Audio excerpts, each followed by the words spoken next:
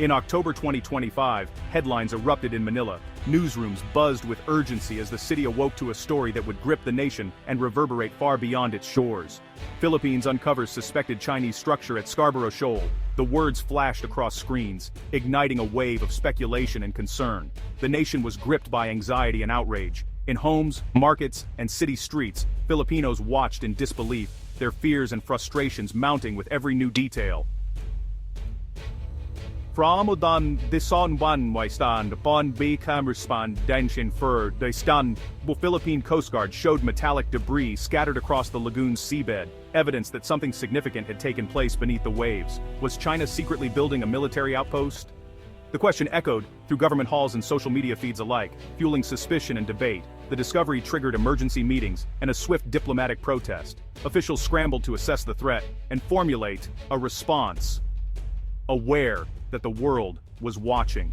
The evidence seemed damning: twisted beams, metal plates, and concrete fragments inside a lagoon long sealed off by China. Each image raised more questions than answers.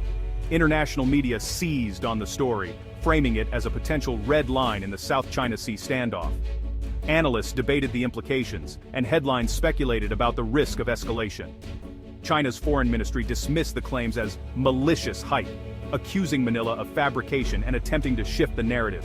The diplomatic war of words had begun, but the images were public, and the world demanded answers. Social media exploded with theories, and experts pored over every frame for clues. The Philippines had forced the issue into the global spotlight, refusing to let the discovery be dismissed or ignored. The real question: was this the escalation everyone feared, or something else entirely? Was it a provocation, a warning, or a misunderstanding with dangerous consequences? The government's narrative was clear: China was caught in the act. Officials presented documents and statements, determined to hold Beijing accountable. Yet beneath the surface, the truth was more complicated. Investigations continued, and some wondered if the debris told the whole story, or if deeper secrets lay hidden in the contested waters. The discovery was not just about debris, it was about sovereignty, control, and the right to know what happens in Philippine waters. It was a test of national resolve and international law. The incident became a rallying point for national pride and international scrutiny.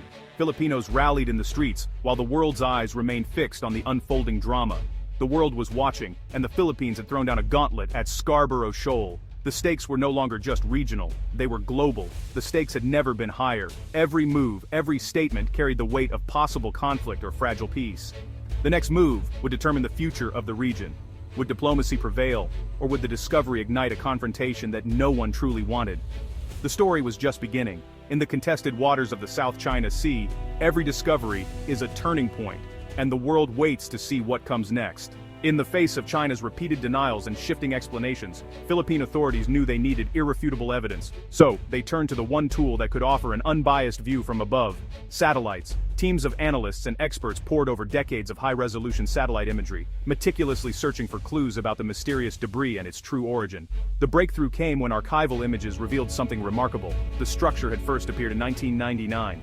It was a grounded Chinese vessel, battered by relentless storms and gradually broken apart over the years, its remains scattered across the shoal. What many thought was a secret build turned out to be a decades-old shipwreck hiding in plain sight.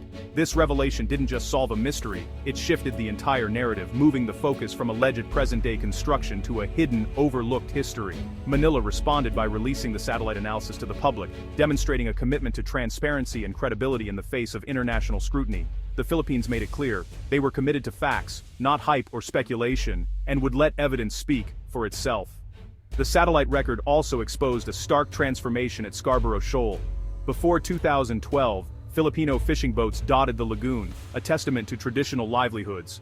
But after China's takeover, those boats vanished, replaced by Chinese patrols enforcing new restrictions.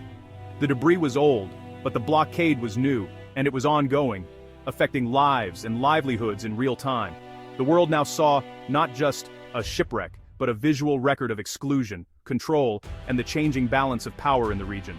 The real story was about access denied, not structures built, a story of people kept out of their own waters. By embracing transparency, the Philippines put the spotlight back on the present-day crisis and the urgent need for resolution. The evidence was clear and undeniable. The blockade, not the debris, was the true and present threat to peace and stability. The international community took notice, with world leaders and organizations now paying close attention to the unfolding events. The Philippines had turned what could have been a potential embarrassment into a powerful case for justice and the rule of law. The truth was finally out, and with it, the stakes had only grown higher for everyone involved.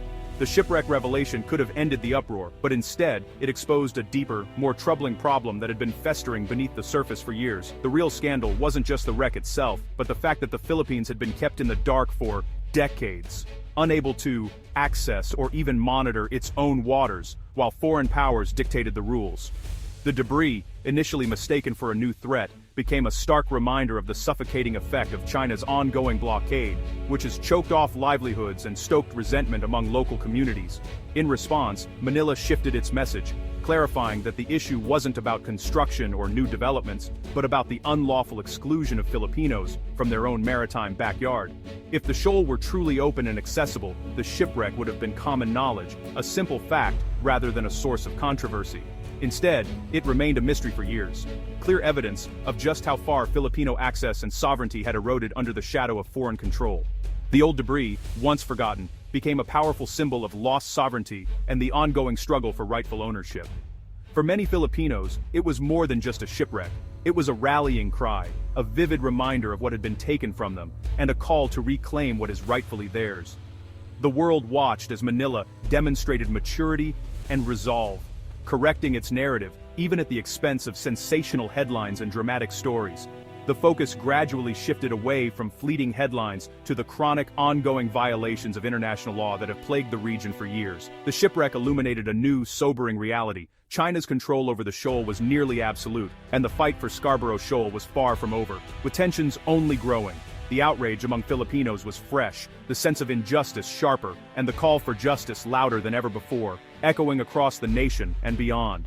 In the end, the Philippines' credibility on the world stage had only grown as it stood firm in the face of adversity and rallied international support for its cause. Behind the headlines are the lives of Filipino fishermen. Scarborough Shoal was once their lifeline, a place of refuge and abundance. Now China's blockade has cut them off, forcing them into dangerous, unproductive waters. Harassment by Chinese vessels is routine. Water cannons, ramming, and intimidation. Livelihoods have collapsed, entire communities are suffering. The blockade is not just a geopolitical issue, it's an economic and human crisis. Fishermen face fear, injustice, and a sense of abandonment. Their struggle is the human face of the conflict. The fight for Scarborough Shoal is a fight for their survival. The Philippines' case rests on the 2016 arbitral ruling under UNCLOS. The tribunal declared Scarborough Shoal a rock, not entitled to its own maritime zone, and affirmed Filipino fishing rights. China's blockade was ruled illegal, a violation of international law. Manila wields this ruling as its main diplomatic weapon, invoking it in every protest and global forum. The ruling is more than paper, it's the cornerstone of a rules-based order. The Philippines frames the conflict as a test of whether law or power prevails. The world is watching to see if international law means anything at all. The ruling gives Manila both legitimacy and leverage. The fight is not just for territory, but for the principle that rules apply to all. The 2016 award remains the Philippines' strongest shield. China rejected the 2016 ruling outright, calling it waste paper. Instead of backing down, Beijing doubled its presence at Scarborough Shoal, deploying Coast Guard and militia ships to enforce its claims. These vessels block access, harass Filipino boats, and assert control through constant patrols. China's defiance undermines UNCLOS, the very treaty it helped create. For the Philippines, every act of harassment is another violation, evidence for the world to see. China's tactics have grown more aggressive, ramming, lasers, and dangerous maneuvers. These are not just legal breaches, but threats to maritime safety. The strategy is intimidation, wearing down Philippine resolve. Yet, Manila continues to document and publicize every incident. The standoff is now a test of endurance and international resolve.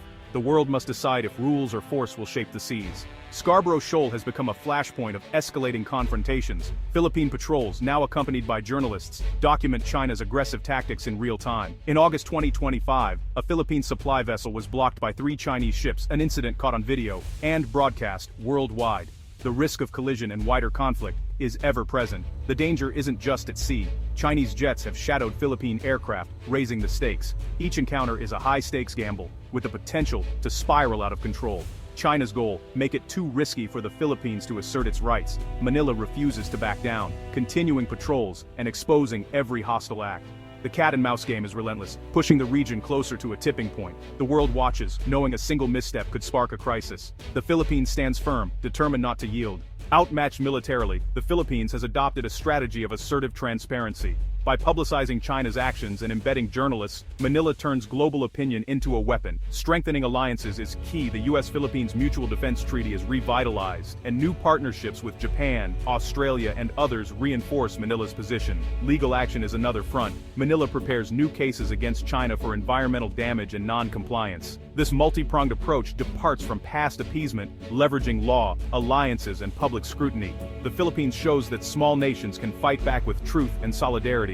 Its playbook is now a model for others facing similar threats. The world sees a nation standing up, not with force, but with principle. The strategy is working. China's narrative is being challenged at every turn. The Philippines is proving that transparency and unity can counter even the strongest adversary. The fight for Scarborough Shoal is about more than territory. It's about national identity and the future. Fishermen's struggles have united the country in resolve. The path forward is principled resistance and strategic patience. Diplomatically, Manila must keep building alliances and championing the 2016 ruling in every forum. Transparency remains the most effective tool against disinformation. New legal actions will reinforce Manila's commitment to peaceful resolution. Domestically, investing in the Navy, Coast Guard, and support for coastal communities is vital. The stand for Scarborough Shoal is a stand for sovereignty and the rule of law. The Philippines is on the front line of a global challenge, defending a system where rules, not might, prevail. The journey will be long, but unity and resolve will carry the nation forward. By leveraging transparency, alliances, and law, the Philippines is defending more than a shoal. It is defending its future and the principles of a just world order.